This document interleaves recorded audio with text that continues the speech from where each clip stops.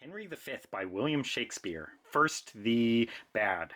I think of all the plays I've read by Shakespeare so far, this one bothered me the most because it was the most blatantly a propaganda piece. This was Shakespeare like really building up the legacy of Henry V, who was the king during the Battle of Agincourt, I think it's pronounced, where the British had a major victory over the French. And Shakespeare's just really making Henry V into like this greatest king ever to live. And I think what was going on was the queen, I think it was Elizabeth, they were like fighting in a war against the Irish. And I think recently they had the thing with the Spanish Armada. So Shakespeare was really writing this to like build up the legacy of the British by showing this victory of theirs at Agincourt. And so from that standpoint, it just seemed like really cheap, kind of like it's just a pure propaganda piece. Like, I don't really respect that for literature very much. Because it's not like he's showing complex characters or whatever. He's creating these characters wholly to push this agenda about like British superiority and British greatness. So I didn't like that. I didn't also like how the character of Falstaff was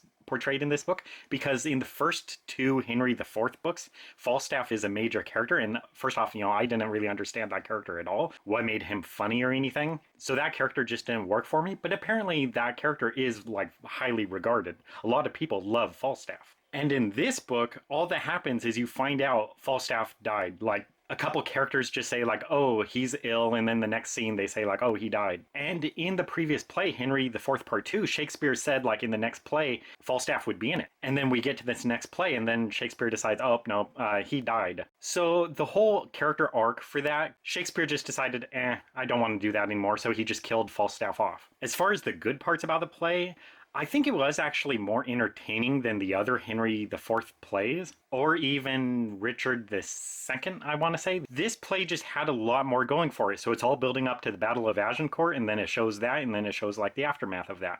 So that was a much more entertaining from like a reading perspective, but at the same time, there weren't really very many lines I liked too much in this play, except for maybe like the "once more unto the breach, dear friends, once more." I love that line. So yeah, I'm really divided on this one. So like from a structural or storytelling standpoint, I think it's in some ways kind of one of the worst Shakespeare plays because it's so blatantly a propaganda piece.